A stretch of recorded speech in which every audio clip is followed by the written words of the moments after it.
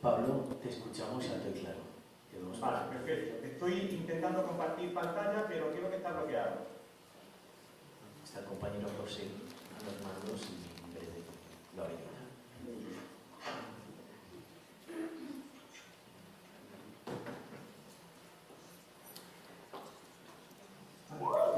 Nada, estoy en una charla.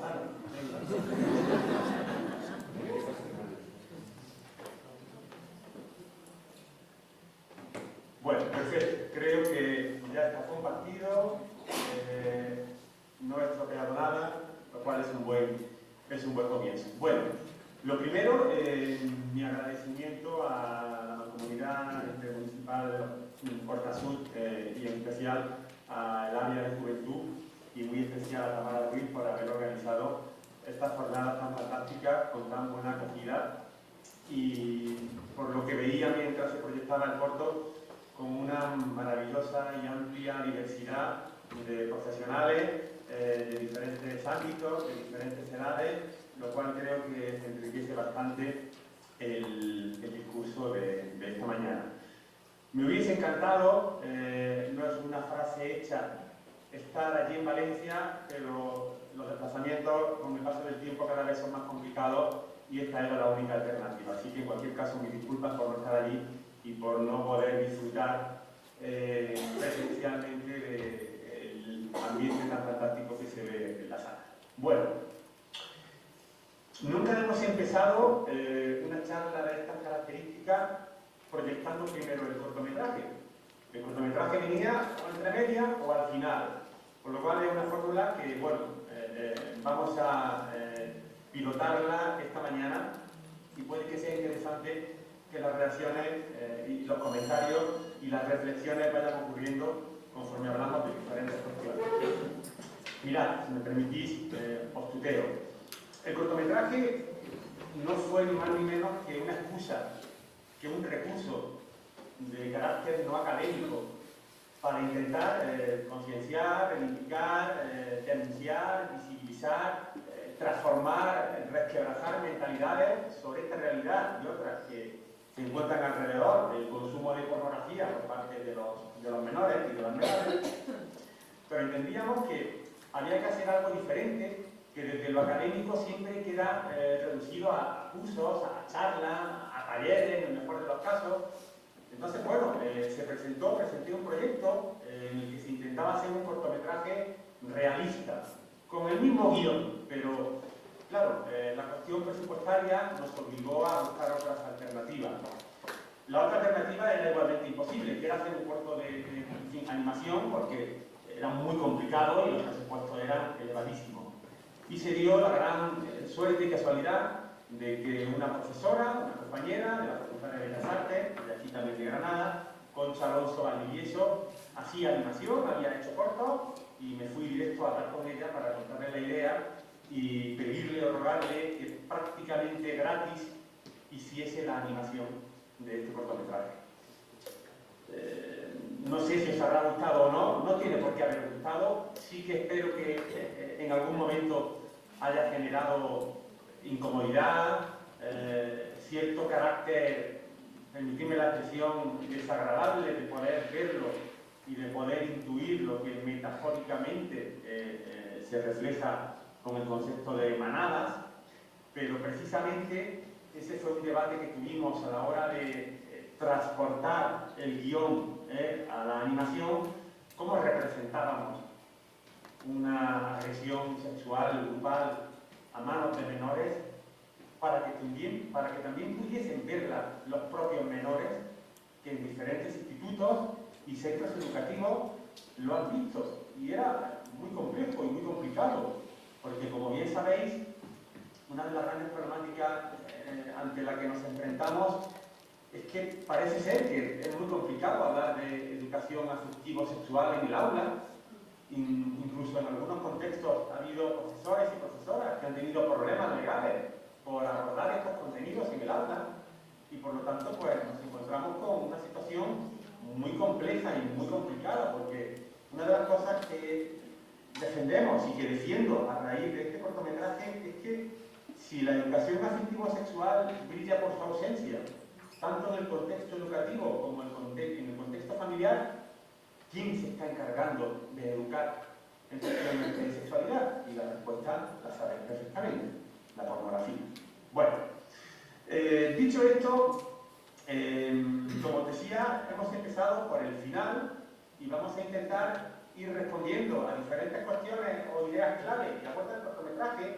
Y como sabéis, y si no lo adelanto, a la una cortaremos para poder, que será seguramente el mejor momento de la charla, el poder debatir y hablar durante 15 o 20 minutos sobre las diferentes cuestiones que parezcan interesantes, ¿no?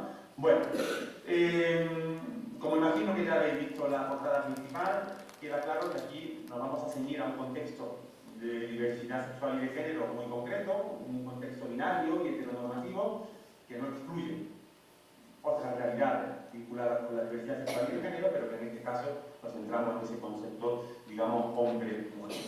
Igualmente, un aviso o una información de que aunque no haya información explícita o objetivamente explícita, sí que vamos a abordar cuestiones que son incómodas, que son desagradables, que van a generar rabia, furia, malestar, enfado, que van a afectar a nuestra sensibilidad. Y creo que es bueno avisar de esto porque cuando se habla demasiadas veces sobre estos temas, como ocurre en mi caso,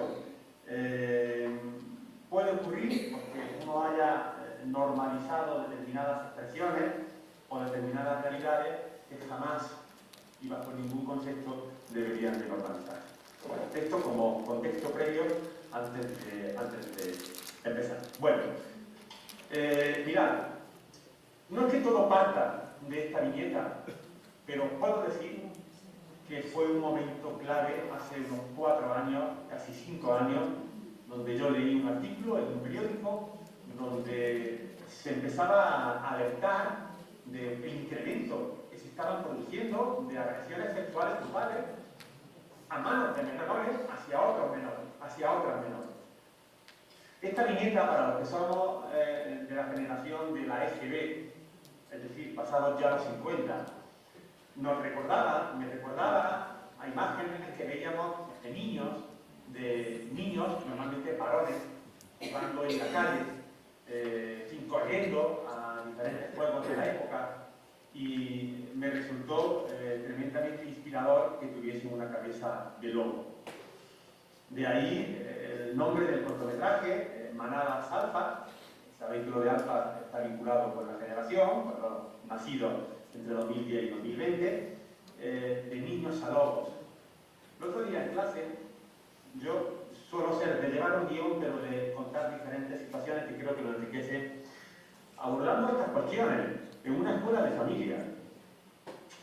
Nos preguntamos cuándo tenemos que dejar de tratar a los niños como niños y tratarlos como adultos.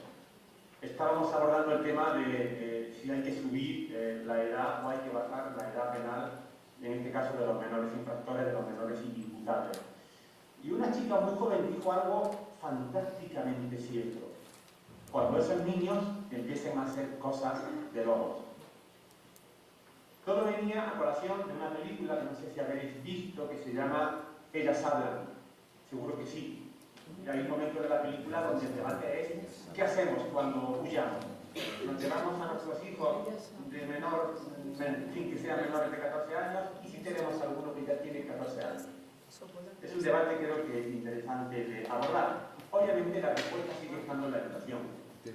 Pero créanme si os digo que la educación a día de hoy se torna muy difícil frente a un enemigo centralizado en lo que podríamos llamar smartphone, teléfono móvil, redes sociales o aparatos multimedia conectados a Internet. Creo que sabéis y estaréis seguramente más que informadas y más que informados sobre la prohibición que se ha hecho del acceso de los menores de 16 años en Australia. Vendrán muchos más entornos y sociedades que lo secunden, no sé con qué garantías ni con qué efectos, y en el contexto comunitario, en el contexto europeo, va a ocurrir, sí o sí. En 2026 va a ocurrir. Se va a regularizar, se va a restringir, se va a garantizar la verificación de edad, porque es uno de los grandes problemas. No el más importante, porque esto viene de antes, pero el contexto, en sociología, sociología, yo que soy del ámbito de la sociología, el contexto siempre importa. Bueno.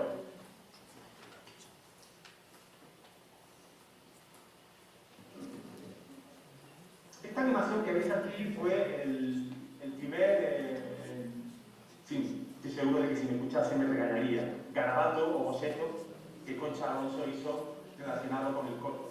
Se presentó en un curso de verano que hacíamos sobre esta temática, donde venían seguramente de las personas que más respeto tengo frente a estas cuestiones. Marina Marroquí, Sandra Serrano, Carmen Ruiz Rebullo, Mar Venega, Mónica Alario, Gavilán, todas estuvieron hablando sobre su punto de vista sobre estas cuestiones. Y esta fue, digamos, la imagen que acompañó al curso, ¿no? Cuando Concha refleja esa sombra de un lobo detrás de un menor, ese lobo no representa el miedo típico y clásico, permitidme la expresión, que la mayoría de las familias reconocen cuando sus hijos e hijas tienen un teléfono móvil. El miedo a que alguien malo les haga daño. Creo que esa cuestión, todas y todos la tenemos más que asumida.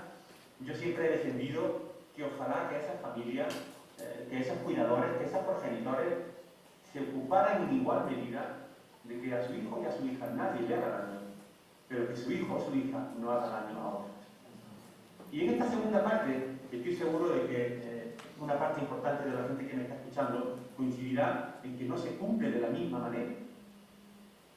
No se cumple de la misma manera. Y obviamente, una de las características fundamentales de un menor es que está en un pleno proceso de ebullición, de construcción, de transformación, y donde el control de impulsos, la autogestión de responsabilidades, la empatía, se están desarrollando, pero se está iniciando en su desarrollo. Por lo tanto, digo una expresión que la tengo ya casi acuñada, es un soberano disparate que unos adultos, que unos padres, que una familia entreguen un dispositivo conectado a Internet a sus hijos, por muchas cuestiones que la industria quiera vendernos, y sobre todo bajo esa consigna que muchas veces nos han vendido de que son nativos digitales y por lo tanto es inevitable estar en este contexto de, pues, mirad, no, para nada. Hay que rebelarse, hay que ir en contra de esos dictámenes que hasta hace muy poco incluso eran compartidos por la educación. Aquellas personas que estéis en el ámbito reglado, en fin, coincidiréis en cómo lo tecnológico, lo digital y todas las aplicaciones tremendamente adictivas entraron en la educación vendiendo unas bondades que para nada se han cumplido. Hay gente que incluso se enfada cuando algunos y algunas hablamos en términos de generación perdida. Bueno, ya lo veremos las consecuencias. Bien. Mirad, voy a plantearnos una serie de preguntas que en un contexto presencial las iríamos viendo poco a poco, pero os quiero pedir, por favor, que guardéis respuestas para algunas de ellas, apuntad lo que necesitéis en el coloquio o en el debate que tengamos al final de la charla, por favor, porque creo que es importante que no perdamos la importancia, seguramente, de muchas cosas, ¿no? ¿Qué tiene en la cabeza un menor de 14 años que agrede sexualmente a una niña de 13 años? ¿Qué tiene o qué no tiene? Esa pregunta tenemos que hacernos. Y también tenemos que hacernos otra pregunta. ¿Qué tiene en la cabeza o qué no tiene el amigo que vigila? Yo siempre que he escuchado relatos en este contexto, siempre mi mayor reflexión o rabia o frustración no viene tanto con el agresor, sino con el segundo agresor, que también es agresor. Es el que dice en un interrogatorio policial: yo no he hecho nada, yo solo he vigilado.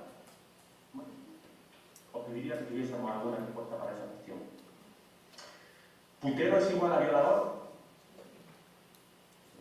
Tenemos que tener una respuesta clara a este tipo de pintadas que muchas veces vemos en el entorno urbano.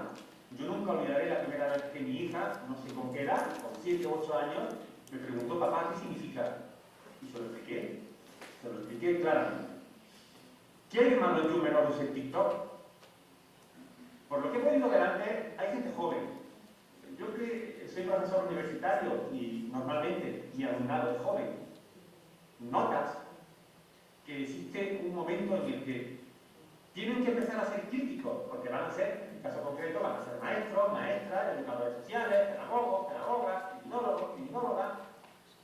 Tienen que empezar a ser muy críticos con lo que representan las nuevas tecnologías, en concreto el smartphone, pero claro, coincide que son jóvenes, muy jóvenes.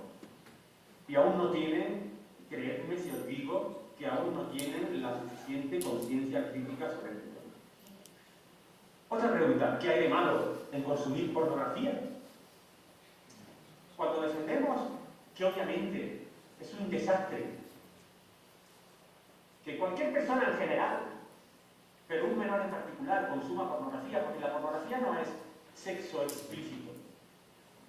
Esto no es un debate de libertades. La pornografía es violencia sexual filmada. Y cuanto antes se acuñe ese término, antes podremos hablar claramente, porque algunas veces se escuchan defensas de que una pornografía diferente es posible. Bueno, la gente que realmente sabe de esto tiene serias dudas sobre esa cuestión, ¿no? Bueno, hay otra pregunta. ¿La industria pornográfica es una industria cultural? Porque yo he escuchado debates en la defensa de la industria cultural, de promotores y productores, que es una industria, y que como es ficción y fantasía, estoy seguro de que habéis escuchado muchas veces esa expresión. No sé si alguien ha tenido que trabajar con menores, en centros educativos, en institutos, con menores infractores, y aparece esta cuestión, no, es ficción y fantasía. ¿Qué problema hay? Muchísimo, muchísimo. Te abordaremos dentro de muy poco. Otra pregunta. ¿Creéis que tenemos que restringir, prohibir? Sí. Muchas veces parece que estar en el ámbito de la educación no es compatible con prohibir. Bueno, pues habrá que utilizar otras palabras. Regular quizás suene algo mejor. O abolir. Porque para prohibir y abolir hay que tener en cuenta las consecuencias y las evidencias tan dañinas que se derivan de esto. Yo siempre pongo un ejemplo que me parece muy sencillo.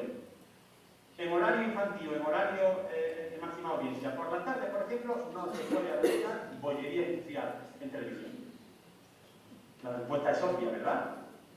El menor no tiene aún la capacidad para gestionar los impulsos, para poder diferenciar lo adecuado de lo inadecuado, su lóbulo prefrontal y ventromedial está en pleno desarrollo. Tenemos que ayudarle.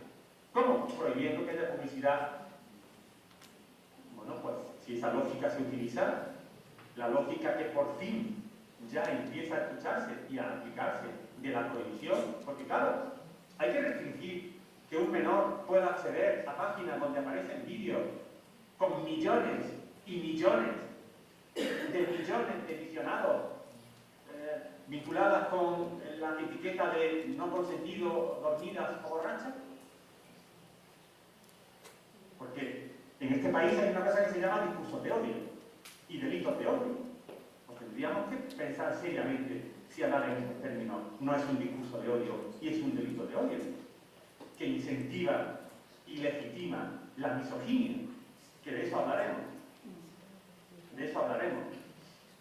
Creo que hace poco, no sé cómo denominarlo, si influencer, si activista, si agitador, si periodista, no voy a decir el nombre, que ha hecho un tour por diferentes universidades españolas. No sé qué opinión pueden tener los miles y miles de jóvenes y adolescentes que dan por bueno el discurso homófobo, islamófobo, misógino, muy vinculado con la manosfera, que imagino que conoceréis, y que culpabiliza a las mujeres de lo mal que lo están pasando los hombres, de lo mal que lo están pasando los chicos. Estoy seguro de que alguien conoce a algún chico que defiende abiertamente, sin ningún miedo ni ninguna presión social, ese discurso. Tendremos que preguntarnos de dónde ha salido ese discurso. Bueno, creer en los Reyes Magos, que un un niño aún crea o tenga dudas de si los Reyes Magos existen o no, si quien merece los regalos, que empiece a hacerte preguntas. ¿Creéis que es compatible ese estado de, no sé cómo llamarlo, de inocencia, de infancia, con que ya haya consumido miles de vídeos donde un hombre viola, estrangula y asfixia a una mujer? ¿Creéis que esa imagen es real? ¿Creéis que eso puede estar ocurriendo? Por supuesto que sí. Pero ¿qué sabéis? La edad de inicio en el consumo de pornografía está en los 8 años. ¿En qué porcentaje? Da igual. Eso jamás debería de ocurrir. Bueno, quizá esta pregunta no se la haya hecho mucha gente, pero para grabar escenas de violencia sexual, ¿hay que ejercer violencia sexual? Porque yo tengo claro que sí. La sociedad en general y algunos formatos de cultura, la música, por ejemplo, ¿creéis que están pornificados? Creo que todo el mundo entiende lo que significa una sociedad pornificada. Todo es susceptible de ser pornificado. El deporte, la cultura, la literatura, el teatro, la música. Pero tenemos que preguntarnos quién hay detrás de ese esfuerzo al que se dedica tantísimo dinero y recursos para que cada vez sean más pequeños los menores que accedan a este tipo de... Me encantaría poder estar allí presencialmente para parar ahora y preguntaros, ¿sabéis cuál es la motivación principal? ¿O cuáles son las motivaciones principales por las cuales se intenta que cada vez sean más y más jóvenes las personas que empiecen a consumir pornografía? Bueno, insisto, no nos quedará otra que hablarlo en el coro. Bueno, Lola Índigo, Aitana, Rosalía, Baquía, La Mamena, Nati Peluso, Emilia, tienen algo en común. ¿Qué papel han tenido ellas? Yo no lo sé, no lo sabe nadie. En la construcción de sus personajes. El personaje me refiero a de la imagen artística o cultural o musical. Esta pregunta, hace unos años, tenían que tener mucho cuidado a la hora de plantearla, porque chocaba radicalmente con un discurso centrado en la libre elección y en la manera de empoderar a un ser humano. ¿Creéis que educan para el empoderamiento? Ahí sobre una N. ¿O legitiman y blanquean esta hipersexualización y autocosificación como un acto de libre elección? Mi alumnado de educación social, entre muchas de las cosas que hacen, mañana vamos a un instituto, mañana no, el lunes, a hablar sobre discursos de odio, sobre estas cuestiones. Hacen debates, a favor y en contra. Este es uno de ellos. ¿Autosexualizarse es un acto de libre elección? Hoy en día. ¿Autocosificarse es un acto de libre elección y de empoderamiento? Tenemos que intentar debatir y reflexionar sobre todas las complejidades de lo que eso representa. Porque obviamente los matices y las complejidades son inmensas y no hay una respuesta clara. Pero obviamente hay que poder desentrañar. Yo voy a poner ahora un par de ejemplos que les suelo poner a los chavales y a las chavalas del instituto y luego os contaré cómo suelen reaccionar.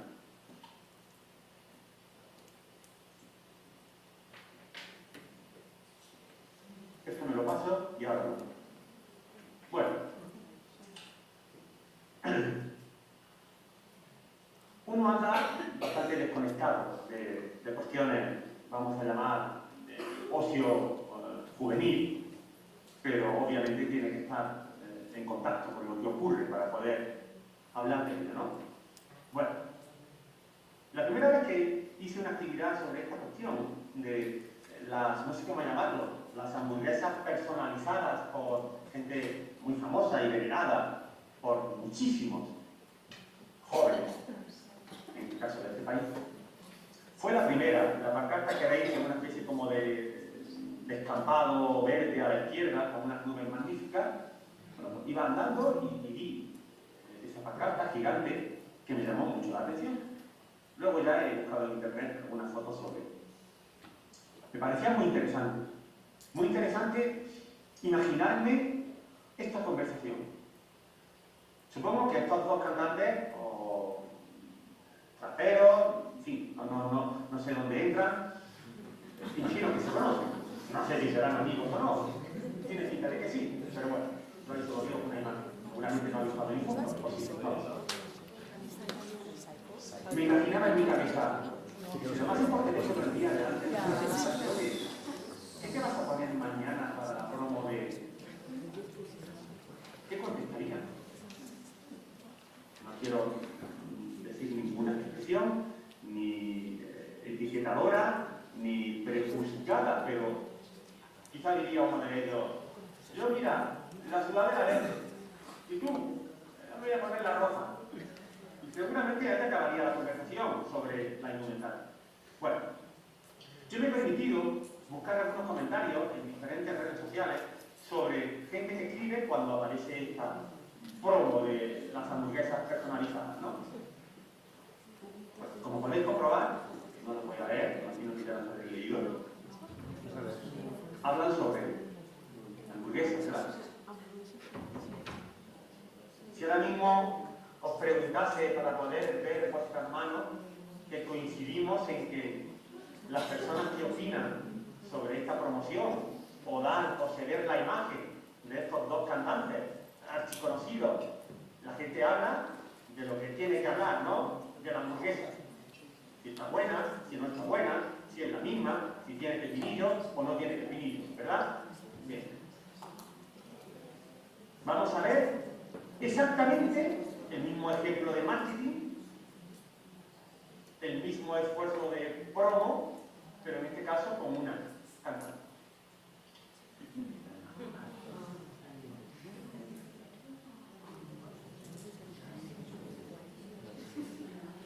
Luego que vayáis leyendo comentarios extraídos de diferentes redes sociales. Imagino que lo veréis, es un pequeñito, pero que lo veréis.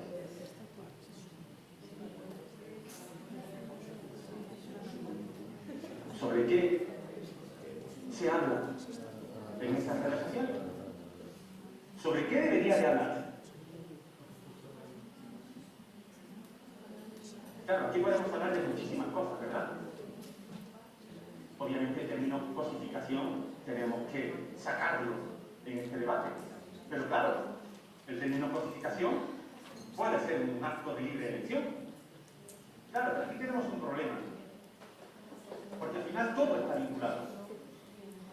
Estoy seguro de que sabéis que en la pornografía hay dos roles. El de sujeto y el de objeto. Todo el mundo lo tiene claro, ¿verdad? Y todo el mundo tiene claro quién es el sujeto y quién es el objeto. ¿Recordáis cuando hablaba de que la sociedad está pornificada? ¿Y la música está pornificada? ¿Y una cadena de comida rápida está pornificada?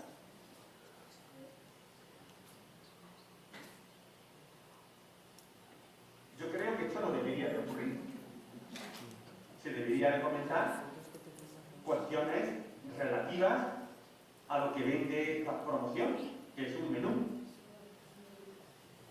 Pero no ocurre así. Pero esto está normalizado. La gente ve esto y nadie dice, esto no se puede permitir. De hecho, la imagen corporativa o la responsabilidad social de la marca, que antiguamente este tipo de cosas se tenían en cuenta, pues parece ser que no le da mucha importancia. Al contrario, ¿dónde está el espíritu crítico del consumidor? Sabéis que los consumidores, las consumidoras, somos los que tenemos el poder para cambiar las cosas, para cambiar las industrias, de la ropa, de los coches, de la comida, de las nuevas tecnologías, de los muebles, todo depende de nuestro talante crítico. Si no lo tenemos, bueno, dejo esto también para llevar.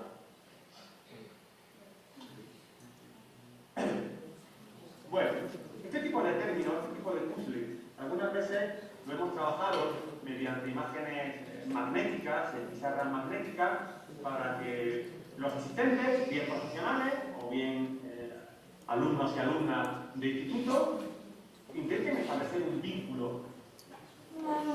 Lo que en sociología hablamos de una interrelación, que no interacción, vinculado con causa y efecto. Por ejemplo, si yo tengo un teléfono móvil, si tengo un smartphone, estoy vendido a los algoritmos capitalistas que campan a sus anchas en las diferentes aplicaciones en las que yo vengo, diseñadas con un único fin, que esté conectado el mayor tiempo posible. Quizá a raíz de eso, un amigo me dice que hay una aplicación que permite crear pornografía sintética, lo que conoceréis como deepfake sexual. Utilizar inteligencia artificial para crear una imagen sexual de una compañera de clase. Algo, como comprenderéis, no irónico, muy divertido, ¿verdad? Además, ese vídeo que empieza a circular por el instituto, en el fondo tiene una motivación, que es la de alguien que está enfadado con alguien porque ya no es su novio o su novia, y decide que para hacerle daño voy a difundir un vídeo en el cual tú apareces en circunstancias las que sean. Que haya 3G, 4G o 5G influye. Claro que influye. Cuando se defiende muchísimas veces, pero si el menor no tiene un móvil, verá pornografía en el móvil del amigo. Ojalá que ocurra solo en esos momentos. La cantidad y la intensidad influye. No es lo mismo consumir pornografía desde los 8 años que empiece a llegarte con 15 minutos cada 3 días. Hay una gran diferencia. Hay una gran diferencia.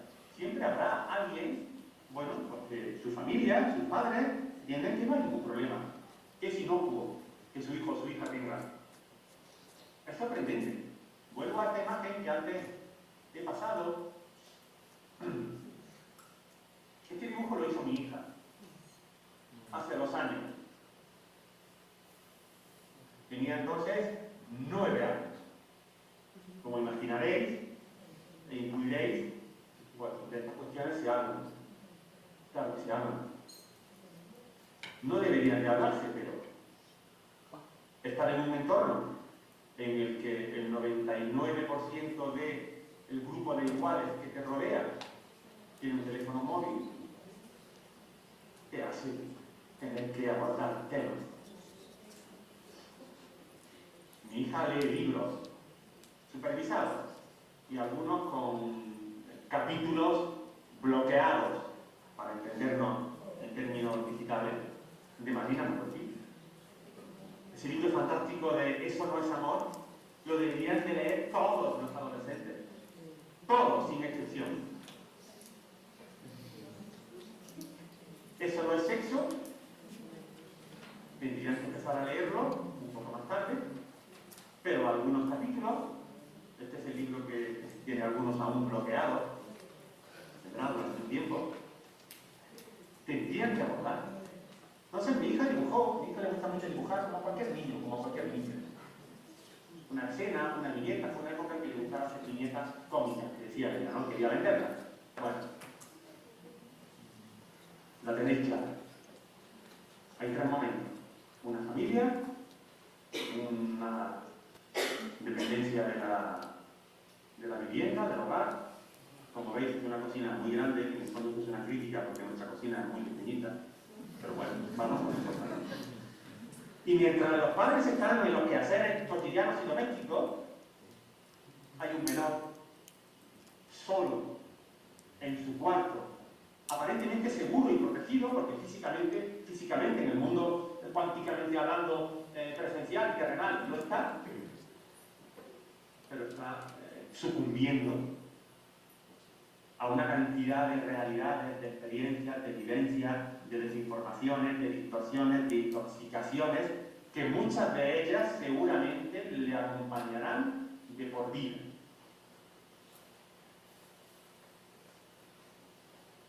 Alguien que ha estado 3 años sin hacer ejercicio y se pone las pilas, porque es lo que hay que hacer, recupera. Incluso alguien que ha estado fumando durante muchos años y se tira X años, llega un momento, y las evidencias, en que vuelve a estar como una cuenta de cero, de riesgo tal y cual. Pero en este caso tendríamos que realmente ver generación tras generación qué está ocurriendo y qué va a ocurrir. Hace muy poquito, en una escuela de familia, una madre, en este caso, podía haber sido un padre, se molestó conmigo, me parece fantástico, porque hablaba en términos de generación perdida. En fin, hay que tener mucho tiempo para hablar de eso, pero obviamente, aquellos que han nacido en 2010 y que desde los 3 meses su vida ha estado circunscrita, ya no hablo de la cantidad de problemas que creo que de sobra conocéis, que no es el objeto del día de hoy, de hiperexcitación, hiperestimulación, ansiedad, depresión, problemas de salud mental, falta de sueño, deterioro de la sinapsis, de las conexiones neuronales, de los coeficientes intelectuales, de las habilidades lingüísticas, matemáticas, sociales, de la afectividad, del espíritu crítico. No hablo de eso. Imaginaros que he dicho alguna que otra cosa. Hablo de la visión que están construyendo del mundo. Los algoritmos sabéis que son polarizadores, extremadamente polarizadores. El electrón infinito te introduce de manera inmersiva en una visión del mundo, creo que lo sabéis, si no lo sabéis, lo tengo que decir aquí claro, totalmente distorsionada e intoxicada de la realidad social. Fragmentada, descontextualizada y totalmente fuera de contexto. Bueno. Como decía antes, yo soy de este, decir, con unos años encima. Si rápidamente vieseis que esta imagen de la ruleta de la fortuna o de la suerte, la de arriba y la de abajo, diferenciáis claramente cuál es la antigua y cuál es la moderna, ¿verdad? Se ve no lo sé, quizás solo la captura de pantalla de la primera por ser un vídeo, seguramente VHS, pues seguramente... ¿Veis alguna diferencia? ¿Ha cambiado en algo? Fijaros de verdad si creéis que ha cambiado algo, porque la primera es del año 91.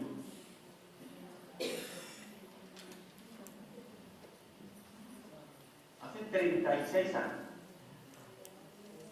Por lo que he dicho antes, una parte importante de la gente que está en la sala no tiene 36 años. Bueno, fijaros el tiempo que hace. Este es el contexto en el que estamos. El tema de la conexión a Internet y la pornografía mainstream ha hecho un cambio radical, pero es una ramificación más, lo que pasa que tan potente, tan impactante, tan performativa, que no podemos normalizar, seguir coexistiendo con ella de una manera normalizada. El término cosificación creo que es clave, y el término consentimiento creo que es clave. Cuando muchas veces la gente tiene miedo a que se hable en el aula de educación afectivo-sexual, y últimamente, según me cuentan bastantes docentes del ámbito de instituto, está habiendo cada vez más problemas para hablar de estas cuestiones.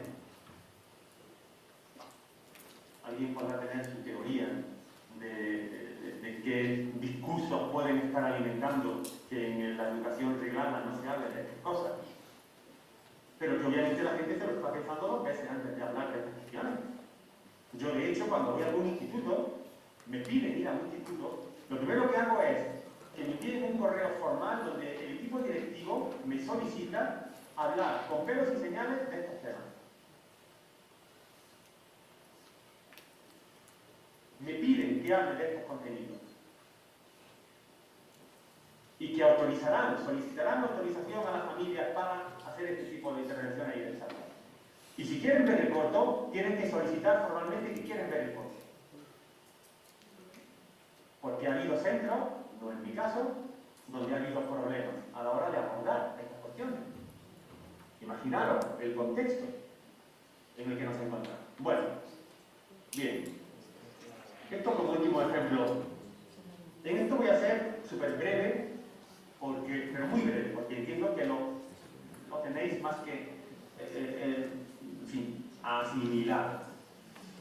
Este ejemplo lo he llegado a recrear con adolescentes en un aula de un instituto. No salió tal y como yo me lo imaginaba, y bueno, lo estamos perfilando. Yo les planteaba que, ¿cómo creen que sería su manera de conducir un vehículo si la única fuente de información que hubiese para ellos y sus iguales de saber qué es conducir fuese a través de vídeos de ficción y fantasía que ven de manera infinita a través de su móvil? Coches derrapando, atropellando a gente, no respetando ninguna norma, quemando ruedas, donde si atropellas a alguien, le atropellas porque en el fondo quería que la atropellase. Les preguntaba, ¿cómo creéis que conduciríais llegado el momento? Pero si esta fuese la única fuente de información. Y les pido que lo recreen, que salgan a la parte en fin, magistral del aula y representen cómo conducirían. Ahora, vamos a hacernos la misma pregunta, porque esta sí que es real, ¿verdad? En un mundo donde la única fuente de información que tienen los menores y sus iguales para aprender qué es sexualidad, qué son las relaciones sexuales, sea a través del consumo de vídeos pornográficos, es así. Vuelvo a poner tono irónico, de ficción y fantasía. ¿Cómo creéis que serían sus, y pongo esto entre comillas, relaciones y prácticas sexuales llegado el momento? No voy a relatar los ejemplos que os pongo, porque si esos vídeos donde solo aparecen violaciones en grupo, sin consentimiento, donde un no es un no, donde grabar a alguien no es ningún delito, donde genera sentimiento de pertenencia el haber cometido una agresión sexual grupal, grabarla y retransmitirla. Por eso una de las grandes críticas que se hace es que uno de los problemas, por supuesto, es el acceso a los dispositivos. Y el otro gran problema es que no hay. Y quizás hay que cambiarle el nombre. Porque educación afectivo-sexual, obviamente, en cuanto se introduce la palabra sexual, pues el imaginario colectivo construye una serie de... Por lo tanto, tendremos que plantearnos las herramientas y los ejes de la intervención y del cambio, ¿no?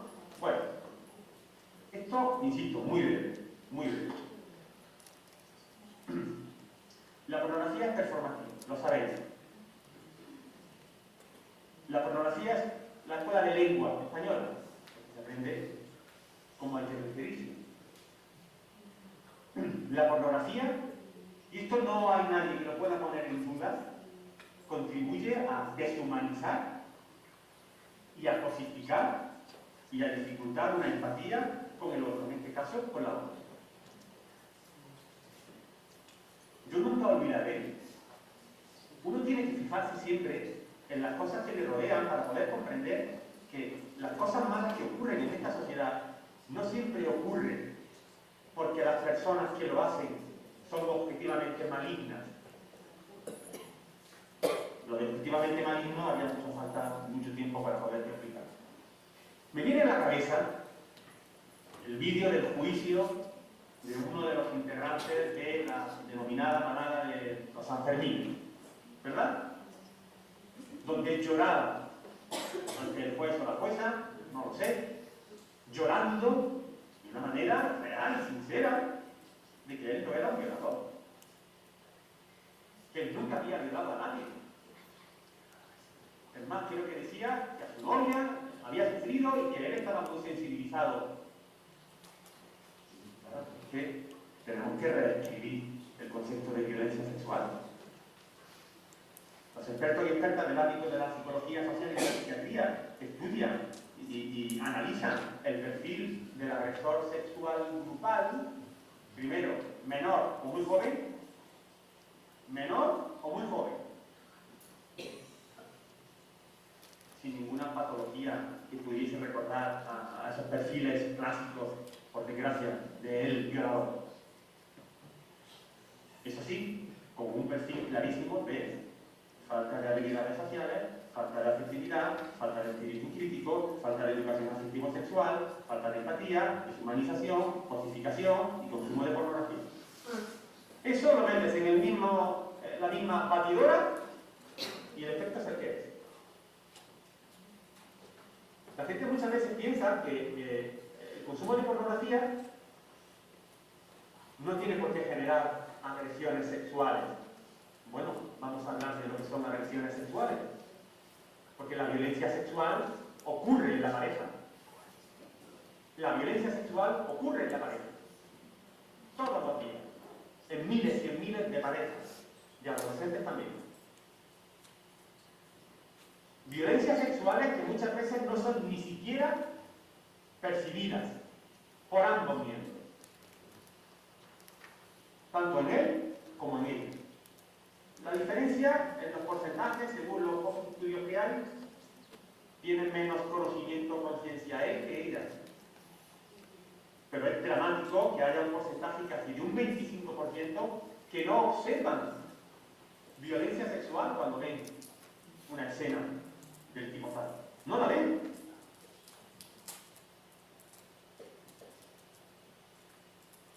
Una cosa importante es que la pornografía que se consume es la pornografía mainstream. Esa es de la que estamos hablando. Que además es la pornografía gratis. Todo el mundo sabe que en el mundo de Internet el producto eres tú. De hecho, esta restricción que se está, implementando en Australia, el tema de los móviles, lo ha dicho muy claro hace muy poco. No estamos prohibiendo que el menor acceda a las redes sociales. Lo que estamos prohibiendo es que las redes sociales accedan al menor. Está su interés y está la obsesión de acceder al menor, que tenemos que protegerlo. ¿Cómo? Prohibiendo.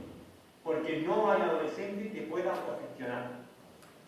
Eso que se escucha, y yo lo he escuchado en mal denominados expertos y expertas del ámbito educativo, gente muy potente, las charlas por medio mundo y seguramente cobrando muchísimo dinero, que dice que no, que lo importante es la educación, el acompañar, el que los padres... Tengo que acompañar a mi hijo cuando ve porno. Tengo que decirle, bueno, no veas mucho porno, que ya sabes que esto no es verdad.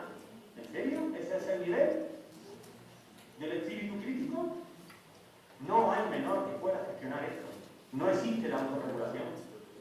Por lo tanto, mientras pensemos que la educación y los controles parentales pueden... Eso es un engaño. Un engaño, además, de los más instaurados. Bien. Bueno. Vienen los problemas, lo habéis visto claramente en el corto. Vienen muchos problemas. Normalización de un concepto de violencia sexual y delictivo totalmente distorsionado. No ser consciente de que estamos visionando violencia sexual. Uno de los más dramáticos, la cifra oscura por la infradenuncia. No se denuncia, porque no se es consciente de que ha ocurrido un delito, o de que estás cometiendo un delito, o de que has sido víctima de un delito. Cuando yo he entrevistado a profesionales del Cuerpo Nacional de Policía de la UFAM en diferentes entornos nacionales, una de las cosas que coinciden es que, claro, ¿cómo la adolescente va a denunciar? Cuando eso primero supone reconocer que hay que hablar de una realidad con tu familia de la que nunca se habló. O que incluso te sientes responsable de lo que ha ocurrido. O un término, que no es mío, es de Mónica Alario Gavilán, una antropóloga maravillosa que hizo su tesis sobre la pornografía, que habla de la erotización de la subordinación. Tiene que ver con el rol de sujeto y de objeto. El objeto, que en este caso es la mujer, construye un camino cognitivo o mental improvisar el papel de subordinación que le toca. Y esto tiene una vez más que ver muchísimo con esa famosa libre elección o acto de empoderamiento. Bueno.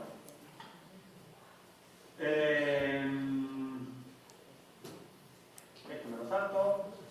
El tema de cómo acceden, cuándo acceden. Creo que en esto ya no hay duda. Nadie busca pornografía con 8 años. Nadie. Nadie. Eso no puede ocurrir. La pornografía te busca.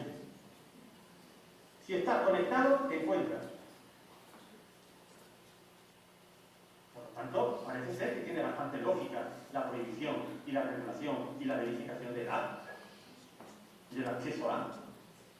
Pero aún así, hay muchísima gente que habla de actos impositivos o dictatoriales. Cuando la educación no puede, se prohíbe. Pues miren ustedes, sí, la educación no puede. La educación no puede competir con esto.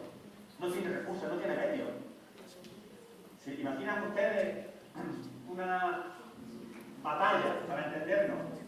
Un bando, el bando de los buenos y de las buenas, que se defiende con palos.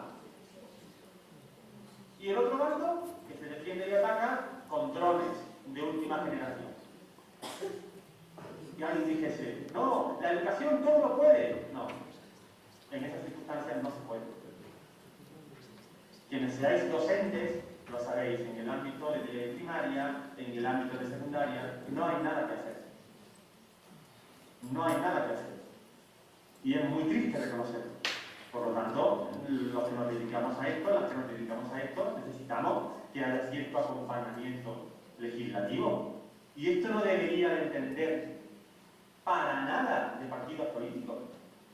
Hace poco escuchaba que un partido político hablaba de que prohibir el acceso de los menores a las redes de 10 de la noche a 8 de la mañana. Yo cuando lo leía decía, bueno, quien defiende esto, ¿en qué se basa? Porque a lo mejor lo único que le preocupa es que el menor no duerma. Bueno, no sé si ese es el único problema. Quizá ese sea el menor de los problemas. Que no es ninguna tontería. No dormir. No dormir tiene serias consecuencias en el desarrollo cognitivo de cualquier cerebro y de cualquier cerebro. No sé si habéis visto esta campaña que hizo el actual gobierno de prevención de la pornografía. Creo que fue el año pasado, donde era como unos padres o unas madres muy cercanos, ¿no? Y horizontales con sus hijos. El hijo ya, o la hija, creo que representaría una edad de 14, 15, 16 años. Me viene la imagen de él en el coche, recoge a él y a ella, y dice, oye chicos, ¿vosotros veis porno? Ellos se quedan callados, como dando a entender que sí. Y él dice, tenemos que hablar. Bueno, pues, llegamos tarde. Llegamos tarde. Los menores que han conseguido dejar de ver pornografía y han hablado de ello, reconocen lo distorsionada que estaba su construcción y mirada de lo que era la sexualidad. Y seguramente esa visión tan distorsionada del concepto de la erotización, de la excitación, de lo sexualmente, de su rol, pues seguramente le acompañe de por vida. E influya o condicione o estropee su vida sexual. No es cualquier cosa. Bueno, la mayoría de los padres y madres parece ser que no saben que sus hijos e hijas consumen pornografía. Bueno, tengo una alarma a la 1, así que no os preocupéis que iré filtrando alguna cosa. Bueno, esta última idea sí que quiero decirosla alta y clara. El hecho de que, ¿cuál es la motivación por la cual menores de 16 años hayan sido inducidos por la industria y por los algoritmos para que? ¿Cuáles son esos nichos? Porque son nichos. Al final se trata de dinero.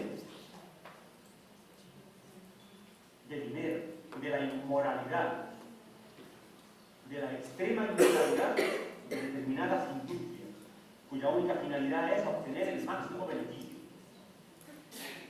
Son dos. gustaría, de verdad, en este tipo de planteamiento, ojalá estuviésemos delante para ver vuestras caras, que no veo ninguna, o veo, pero no diferencio absolutamente nada. Primer nicho, primera motivación. Futuras, creadores, creadoras de contenido. Que creen vídeo. Segundo, que consuman prostitución. Porque la pornografía y la prostitución son ramas del mismo tronco.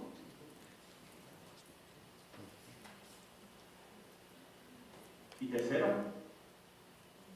que se impliquen activamente en el ejercicio de la prostitución. Obviamente la prostitución en el contexto digital cambia mucho, ¿verdad? Estoy seguro de que hay gente que ya le vienen plataformas como OnlyFans, ¿verdad? Es una plataforma empoderadora, ¿verdad? Donde tú decides sexualizarte y cosificarte para obtener un rendimiento económico. ¿Por qué no voy a hacerlo? Es un debate serio. Es un debate muy serio. Os preguntaría si estuviese cara a cara. ¿Sabéis quién cuelga contenido en OnlyFans? ¿Hombres o mujeres? Porque más del 90% son mujeres. Por lo tanto, volvemos a la historia de siempre. Pero ahora vuelvo a algo mucho más, todo dramático, pero esto lo dramatiza mucho más. El 40% son menores. Por lo tanto, estamos hablando de prostitución y explotación sexual infantil. Punto. No voy a decir más nombres de páginas porque, en fin, sería... Esas son las motivaciones. Por lo tanto, pues, si estamos en contra de todas ellas, no hay más discusión. Bueno, todas las noticias de prensa que yo he recopilado, y hay más, seguro. Yo no me registro en los diferentes diarios digitales y entonces sabéis que no se puede acceder igualmente a todos ellos. Bueno,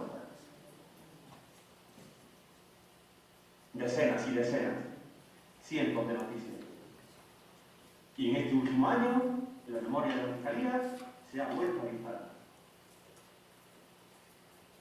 Se ha vuelto a disparar. Las denuncias, las agresiones.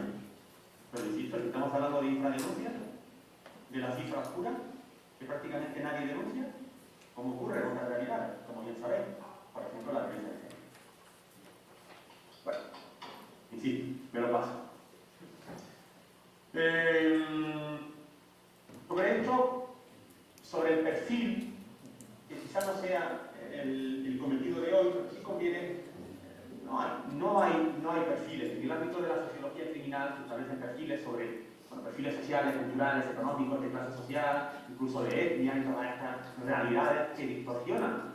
Porque las cosas también hay que decirlas, por si alguien tiene alguna duda. El 89% de las agresiones sexuales grupales, según la memoria del Ministerio Fiscal del año 2024, ocurrió a manos de nacionales. Lo digo porque bien sabéis que dentro de los discursos de odio, de esta vorágine que nos llega, que nadie había visto venir, de la radicalización de ultraderecha de los más vulnerables, en este caso los adolescentes, sabéis que ahora mismo las patas de su discurso es islamofobia, negacionismo de la violencia de género y por supuesto cuestiones vinculadas con el valor o no de la diversidad sexual y de género.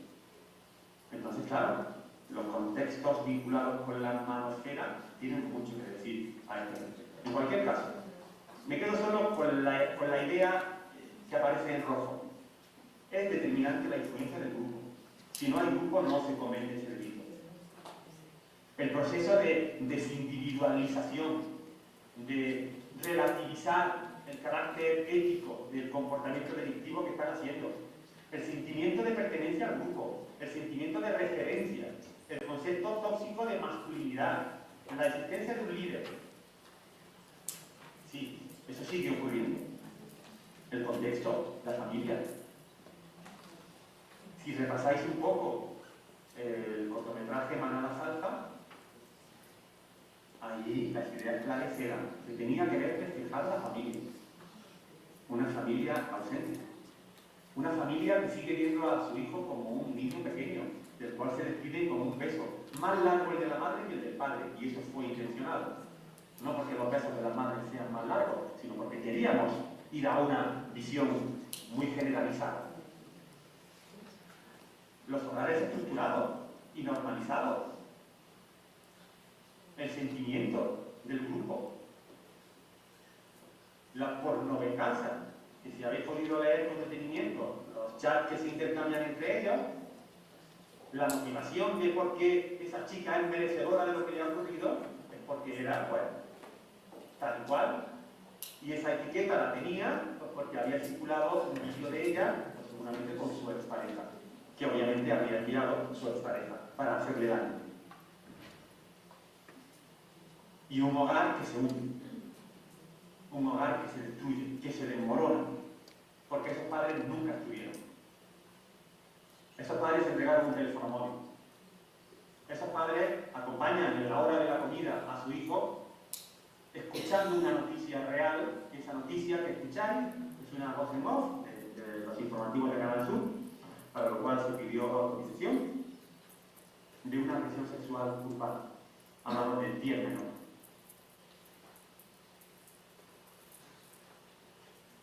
Bien.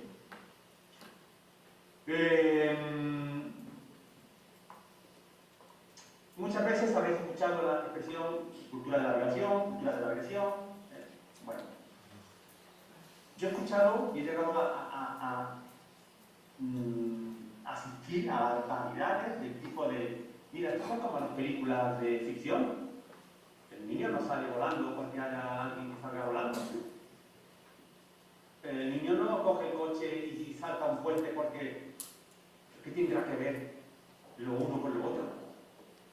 La construcción de la mirada de que es, en este concepto binario, os lo he dicho al principio, ser masculino, ser femenino, un hombre, una mujer, un chico, una chica. ¿Qué es el consentimiento? ¿Le estamos enseñando a los menores qué es el consentimiento? ¿Qué es desear que algo ocurra? Y esto no tiene nada que ver con la sexualidad. Alguien me pide sentarse a mi lado y yo puede que le diga que sí, pero no deseo que se siente a mi lado. Tenemos que explicarle el concepto del cuerpo, de la dignidad, del respeto, del consentimiento, de la responsabilidad, del deseo, de la relación, de todos los problemas que se derivan de deshumanizar y cosificar a un ser humano. ¿Quién está crucificado en la campaña de hamburguesas que os he enseñado? ¿Los chicos o las chicas? ¿Quiénes se convierten en el producto? ¿Los chicos o las chicas? Cuando yo he escuchado alguna vez menores que me dicen, y lo he escuchado de ellos y de ellas, el día que se presentó este corto, una adolescente muy valiente en su expresión, articulándolo muy bien, dijo que este corto le había sentado muy mal, que este corto no es verdad, y que lo mismo que viola a un hombre, que viola a una mujer. Y se quedó así de ancha. Pero no solo eso. Tras decir eso, se produjo un aplauso de 30 o 40 o 50, la mayoría chicos. Se invitó a 3 institutos a ver este corto. Ese es el contexto. Y esos menores que aplauden son víctimas. Y puede que algunos de ellos potenciales agresores. Y no sigo con el símil porque no es agradable.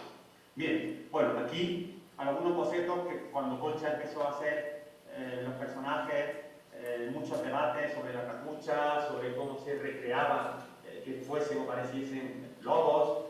Bueno, de esto muy breve porque a mí siempre me gusta vincularlo, el tema del móvil. Siempre sustituyo el móvil por cocaína. cojo nombres de cursos y de charlas y de talleres, muchos de ellos hechos por entidades y por asociaciones sin ánimo de lucro muy potentes, en las que sustituyo el mundo digital por cocaína. Claves para comprender la cocaína, no demonizarla. La cocaína como oportunidad y riesgo. La cocaína está sustituida por mundo digital. Educar en competencias cocainómanas y emocionales.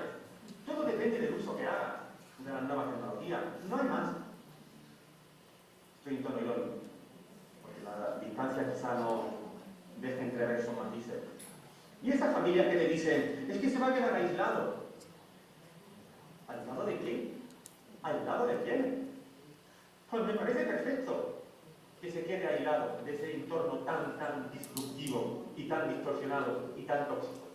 Porque van a reproducir esos roles. Sabéis que los van a reproducir. Por lo tanto, estamos protegiendo. Y se le puede dar un teléfono que recibe llamadas y envía llamadas. ¿Para qué necesitas todo lo demás? Pero claro, hay guías para los padres. Hace poco el grupo Meta ha sacado un Instagram para familias maravilloso, una fundación de Meta para que las familias puedan disfrutar en familia de Instagram. Todo se vuelve más diabólico de lo que es. Esto salió hace poco, lo digo solo para vuestra información, un móvil no adictivo. Un móvil que no tiene redes sociales, no tiene YouTube, no tiene Instagram, no tiene TikTok, no tiene Snapchat, no tiene WhatsApp, no tiene todo eso y tiene esa pantalla en negro tan triste y tan aburrida. No es una alternativa, ni diré yo que esta sea la alternativa, eso de que te quedas aislado. Ok, bien. No quiero terminar sin vincular todo esto con una enorme preocupación que sobre todo los docentes y las docentes del ámbito de secundaria y primaria lo llevan detectando, sobre todo el curso pasado, y este ha sido un incremento exponencial. Si hablas de feminismo, si hablas de violencia de género, si hablas de violencia sexual, hay una parte importante de gente que está totalmente en contra de eso. Cuando la gente se explica, pero ¿cómo ha podido ocurrir este cambio tan radical? Hay esto es historia sociológica pura y dura. Un contexto de crisis, las crisis sabéis que ahora ocurren cada 4 o 5 años, sociales, energéticas, ambientales, políticas, legislativas, y ahora, lo que ha marcado la diferencia, el entorno de las redes sociales. Las redes sociales, tremendamente polarizadoras, han llevado a un 50% de los futuros votantes a negar la violencia de género, a sentir asco por eso que se dice o se llama feminismo, a negar la violencia de género y a justificar que las mujeres deben de volver a los roles clásicos de lo que es ser una mujer. Da miedo, literalmente da miedo, y esto no lo ha visto venir nadie. Bien, no quiero que se me quede nada. Bueno, esta frase que la leí hace poco en un libro, le pedí a mi mujer que me regalase un libro por Navidad, un libro que sabía perfectamente de lo que iba, pero leer está muy bien y regalar libros mucho mejor. Se llama Hombres.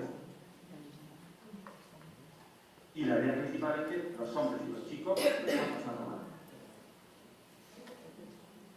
Y yo hago una crítica, y con esto acabo, para pasar a hablar. Desde el ámbito de la educación, de la intervención, de la socialización, desde todo lo que se ha hecho en el ámbito de la igualdad, se nos ha olvidado trabajar también con esto. Bueno, y con esto, muchísimas gracias.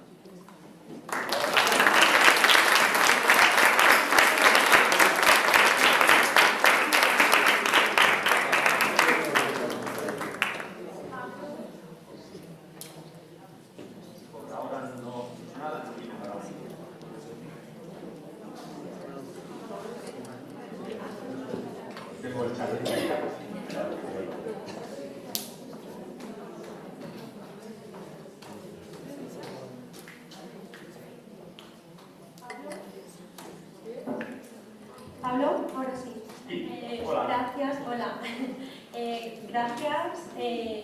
No es porque no sea interesante escucharte, todo lo contrario, pero creo que es necesario y va a ser muy enriquecedor poder dar la palabra a todos y a todas las que estamos aquí y bueno, pues todo eso que ha removido tu ponencia, que puedan darte pues su feedback, sus preguntas, así que vamos a dar paso a este tiempo de preguntas, dudas, si alguien quiere compartir algo.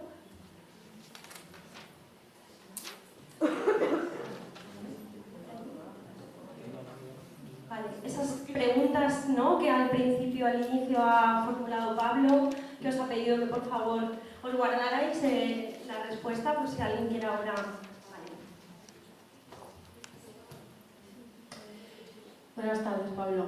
A ver, yo tengo clarísimo como persona que la clave está en la abolición tanto de la prostitución como de la pornografía.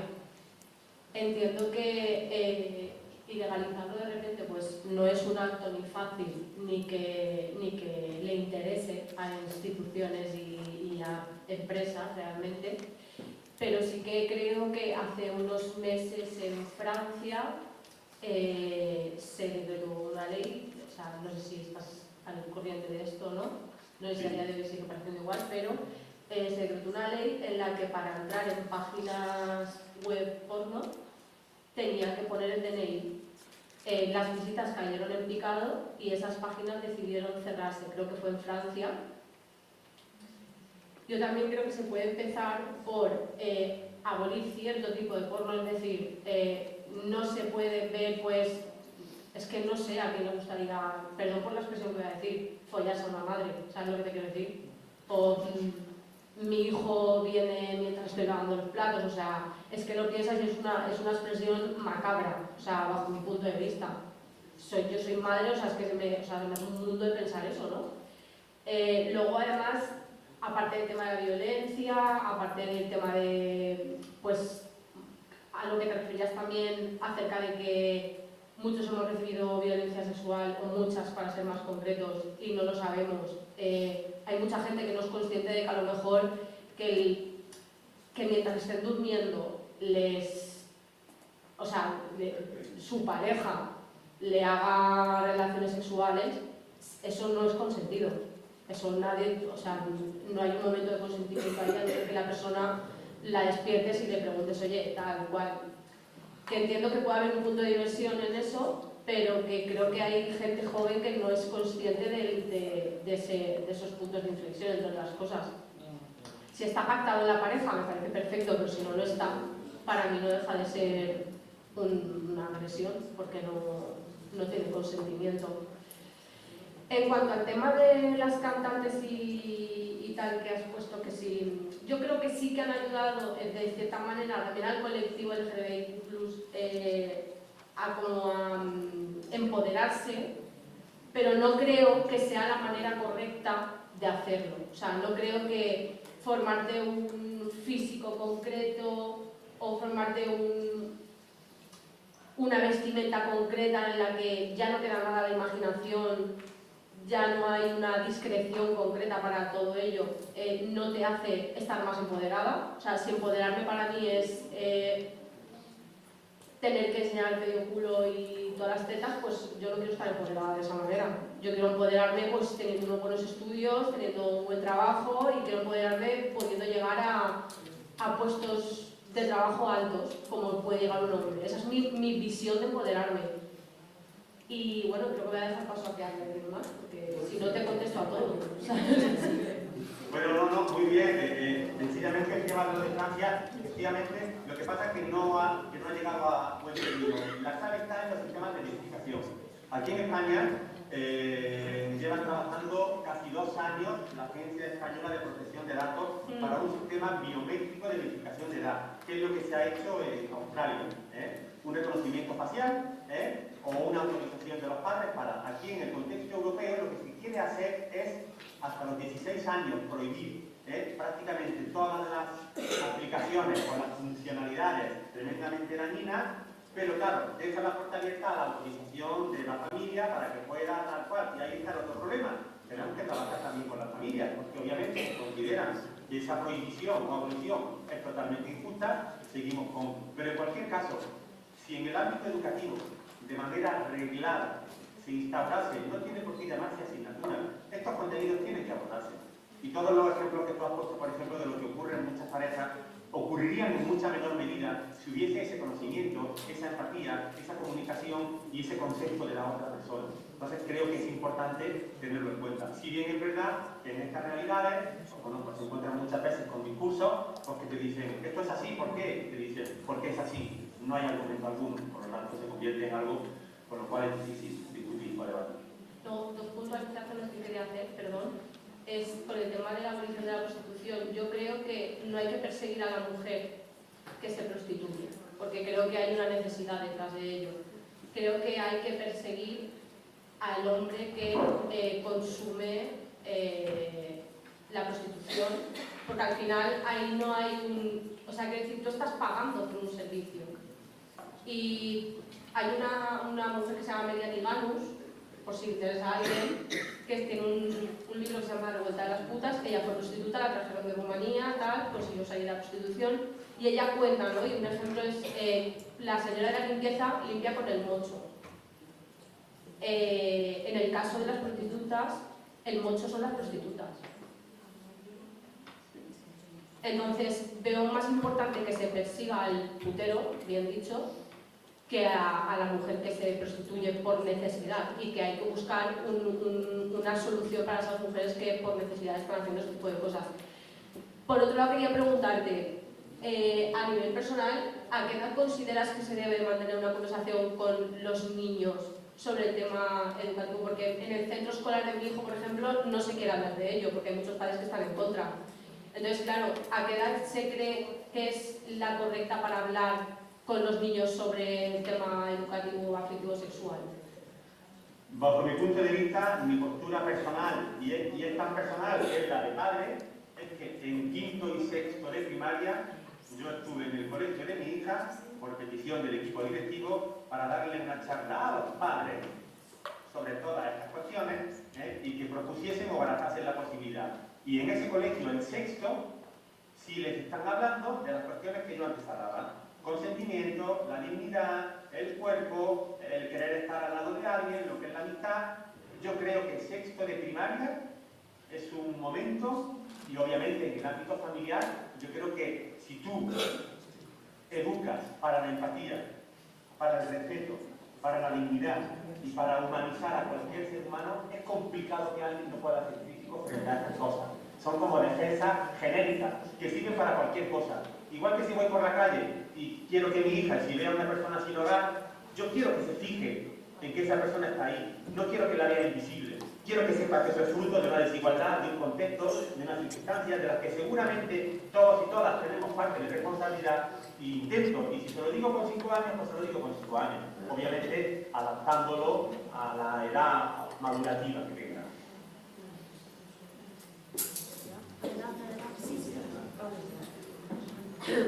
¿Se me oye? Vale, sí. Sí. Hola. Hola. Yo quería hablar de la industria de la literatura, que ya están eliminando el tópico de juvenil, el género para la edad juvenil, y están poniendo cosas para adultos para una edad que no es adecuada. Lo meten en secciones incorrectas y dicen que es para esa edad cuando esa forma de expresión o esas escenas extra que tienen no es adecuada para esa edad, y lo venden como, ay no, es perfecto para una niña de 14 años, un niño de 14 años, leerse esa escena o tal tópico. ¿Tú cómo controlas, que has dicho que le bloqueas a tu hija algunos capítulos? ¿Cómo controlas la investigación a la hora de comprar libros y así seguir culturizando? Pues mira, has sacado un tema del que tengo unos recuerdos fantásticos, porque precisamente yo que tengo la suerte de estar en la Facultad de Ciencias de la Educación, aquí en Granada, tienen una biblioteca que desde que mi hija tenía 2 años, se dice pronto, yo no sé cuántos, puede que sean miles ya, de libros que hemos sacado y pedido, pero lo filtro. Y efectivamente tiene razón. En los últimos años han empezado a aparecer libros camuflados como juveniles, y además, seguramente muchos de ellos estén escritos por inteligencia artificial, que reproducen una serie de hábitos de actitudes que normalizan de ese concepto tan tóxico del amor, de la sexualidad, del enamoramiento, del chico, de la chica, que además si luego indagas un poco, ves de dónde vienen, de reconocidos influencers o gente que no sabe para nada, ni educación afectivo-sexual, ni sobre juventud, ni sobre adicción, pero efectivamente son como una herramienta más, y esto no es conspiranoico, para mantener viva una normalización y una naturalización, no sé, a lo mejor para aquellas familias que creen que leer es un acto de defensa. Pues hay que mirar muy bien esos libros, y yo he desechado bastantes libros que tenían una apariencia muy apropiada pero que era tremendamente tóxica en la misma línea en la que tú has comentado. Por lo tanto, hay que estar alerta también en ese aspecto. Claro, yo te ponía el ejemplo de Marina Marroquí. Marina Marroquí, que creo que todo el mundo conoce, fue alumna de esta facultad, fue alumna mía en educación social hace ya muchísimo tiempo, y claro, conocer a Marina y conocer sus libros, pues saber que la garantía es la que es. Las partes que están, digamos, ahora mismo controladas, es porque abordan unas cuestiones ya sobre sexualidad explícita que obviamente no son competencias de un niño o de una niña de 11 años, pero obviamente pues tendrá que leerlo para construir su propia mirada de una manera privada, en la que pueda, y más libros que hay en esa línea, pero no hay muchos, desgraciadamente no hay muchos. He conocido otros tantos de educación afectivo-sexual que me han parecido peligrosos en algunos aspectos.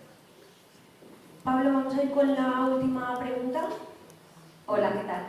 A ver, igual me meto en un jardín ahora, porque por la media de edad que hay aquí, y como docente que llevo bastantes años y hemos abordado esta temática, que me sorprendió en un primer momento, pero ahora ya no me sorprende. El fenómeno OnlyFans, se ha hablado de prostitución, el fenómeno mal llamado empoderamiento de la mujer, según en algunos aspectos, ¿no? Entonces yo me he encontrado con este concepto cuando hemos abordado el fenómeno OnlyFans en las clases con grupos de mayores de edad, de 20 y pico, la resistencia que ha supuesto, ¿no?, abordar este tema desde un concepto que no es empoderamiento real de la mujer, ¿no?, que lo han defendido como vender mi cuerpo aunque sea online ¿no? Esto es mi libertad, de ejercer mi libertad como mujer, y digo como mujer porque el mayor consumo es de hombres hacia mujeres, no al revés. Y me he encontrado muchas reticencias de esto no se debe abordar desde otra opción que no sea el empoderamiento. Y eso me llamó bastante la atención, porque luego yo he estado en contacto bastante con Mabel Lozano, que tiene muchos libros respecto a la porno-extorsión, después el sello digital que deja eso, cuando graban tus imágenes forman parte, el propietario es el de la plataforma, son de él para cuando quieras recuperarlas en tu vida. O sea, tú con 18 años puedes vender tus imágenes, porque al final estás vendiendo tus imágenes, y en cualquier momento, pues luego cuando tengas 30, 40 o 50, tu vida ya asentada, pueden volverte estas imágenes y decirte, oye, mira, tengo esto, porque es de mi propio. Es que estas cosas no se saben, muchos compañeros y compañeras mías de profesión no saben. Ahora mismo le he comentado a una compañera y dice esto que es OnlyFans, ¿no?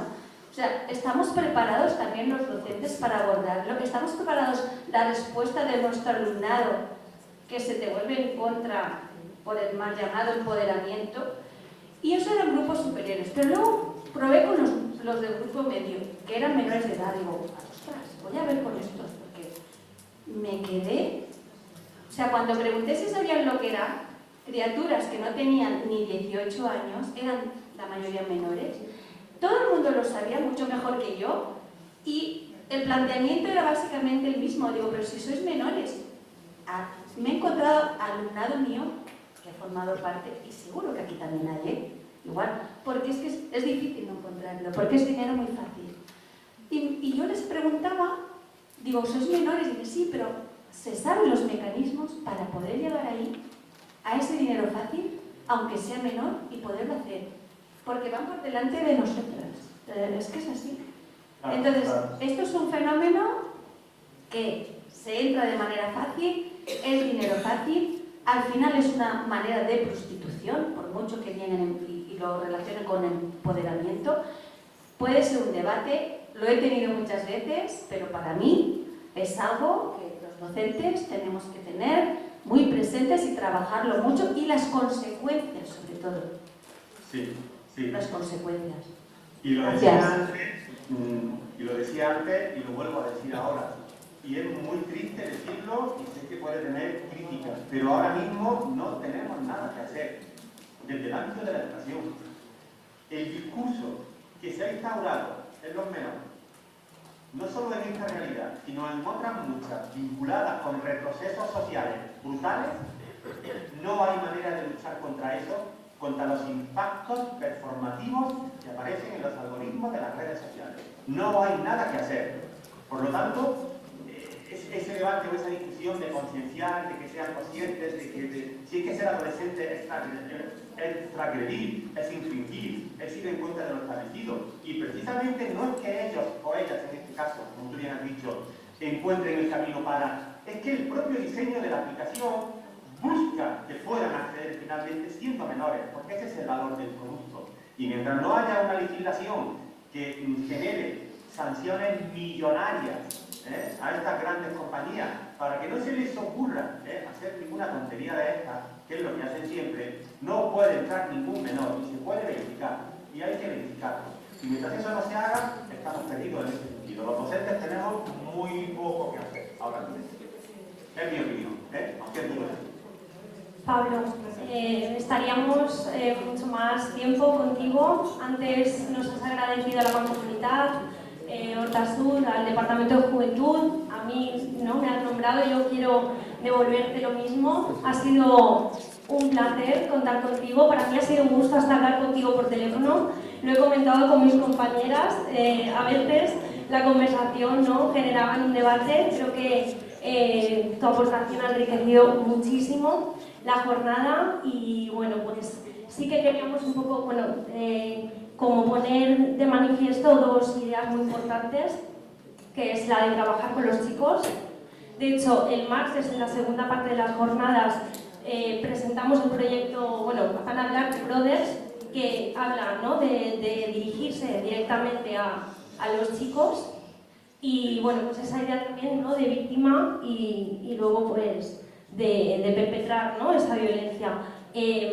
Poco más que decirte. Lo hemos comentado muchas veces, lo fantástico que hubiera sido que estuvieras aquí, pero hay personas que no necesitan la presencia física para sacudir, y tú eres uno de ellos. Así que gracias, de verdad, ha sido un placer.